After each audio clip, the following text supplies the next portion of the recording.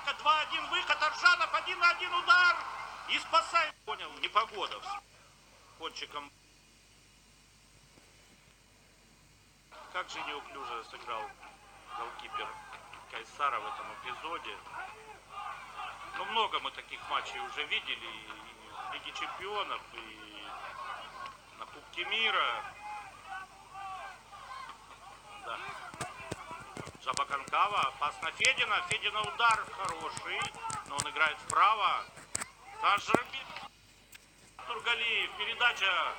Азат штрафной, под правую, подача Федина. Двумя защитниками. Федину, передача на голову, и Максим пробивает. И подача, удар, и великолепно разыгранная комбинация, и Азат Тургалиев забивает свой второй гол. На 60 футболе этот игрок, этот футболист, этот человек, получился такой прекрасный пас, зарабатывает он голевую передачу на свой счет.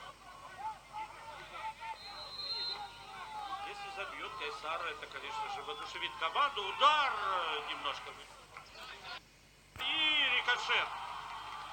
Рикошет, и было ли вне игры, смотрим. А, видеоповтор. Смотрим повтор. Вот идет передача в центр. Удар Коробкина.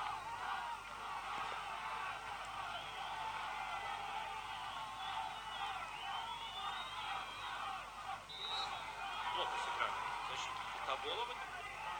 Видимо, в руки попал. Борется с Касаем. И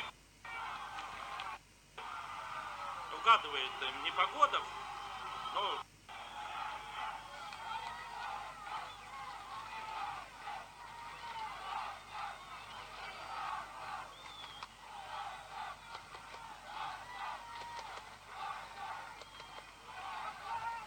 я думаю, что разбор полет чемпионата мира. Ну вот и свисток, извещающий.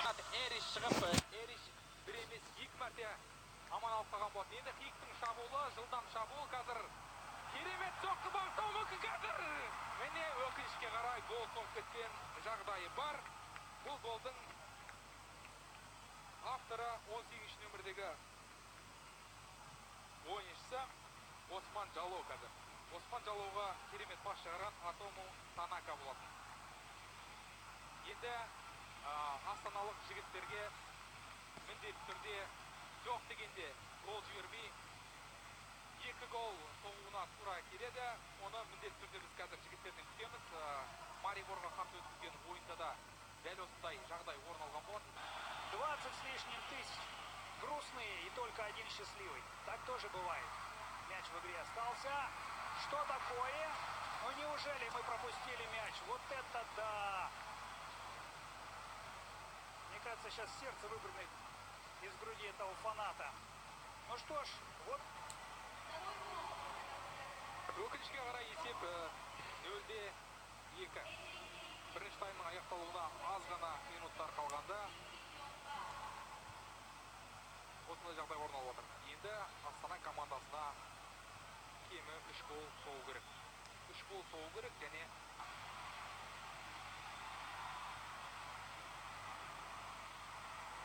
гол ұру үшін әлде уақыт бар. Алса соққы қазір қандай және гол! Патрик Туваси! Міне осылай бізге үміт сыйлап болмаса қазір ойыннан бір мән кеткендей көрінеді. Астана аренада қазір керемет көңіл-күй қайта оралған жағдай бар. Патрик Туваси бірінші таймынғы аяқталар сәтінде 44 минутта қазір есепті қысқартып отыр. Жарайсың дейміз.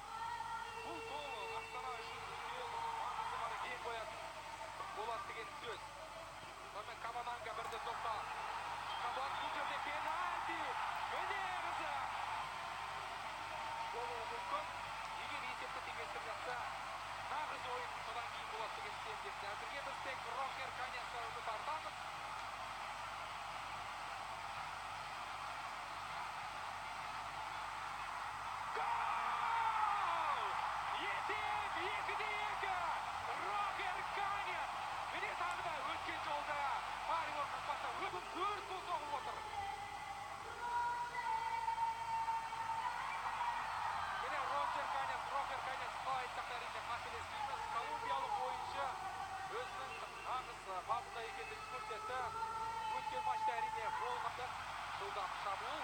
Астананың доктор Одакадыр Кабананга. Керек гол! Астана 3-2!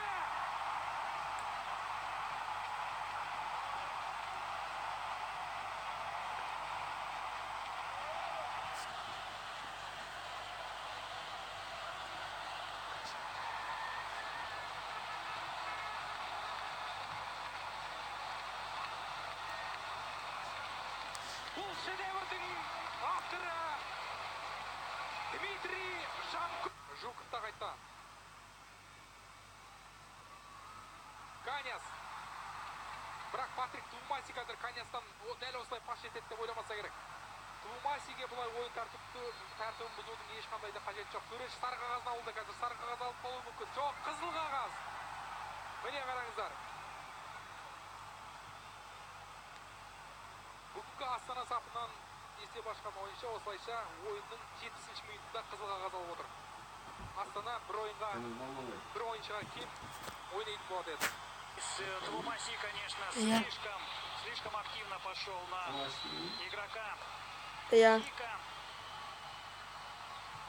Потерял голову Твумаси. Нет, с глазами-то у бокового арбитра все в порядке. Міне өкінішке қарай төреші бұл жерде пенальти белгілеп отыр. Ойынның аяқталуына небәрі 5 минут уақыт қалғанда қолына тиді деп есептейді қазір ойыншылардың бірін. Қазір бұл жерде Хавинардың қолына тиген сияқты қайта. Сондықтан бар үмітіміз қазір Ненад Сеничте. Вице-капитан, дәл қазіргі капитан Астананың.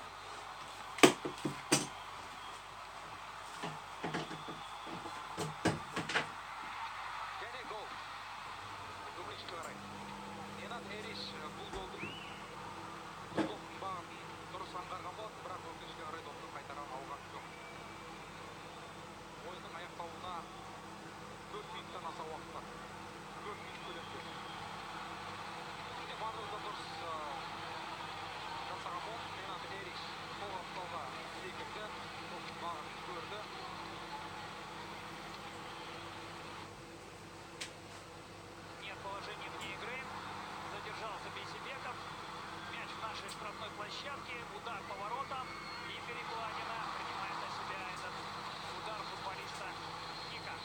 Штрафной удар, не нужно здесь сейчас распускать постников штрафную площадку, срезка, Китевама,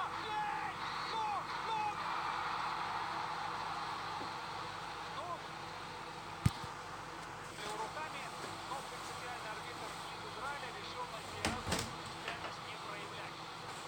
Угловой.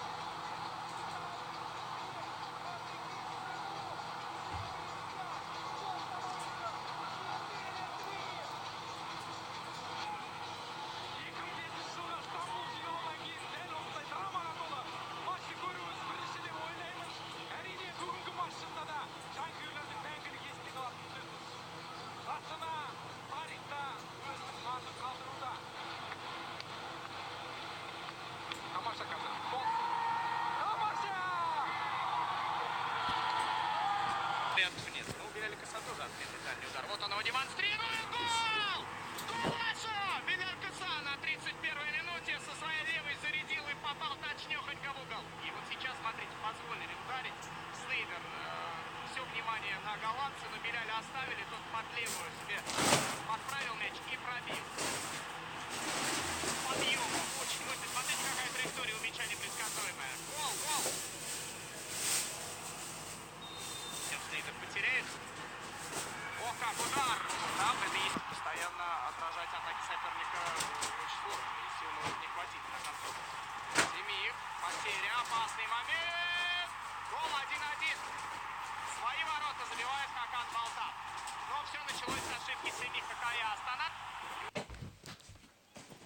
Синан офсайде нет. Синан с мячом. Пострельная передача. Гол Лацо! Галатасарай забивает на 86-й минуте. Технической зоны в порыве страсти. Александр Мосина, которому уж, конечно, не должны.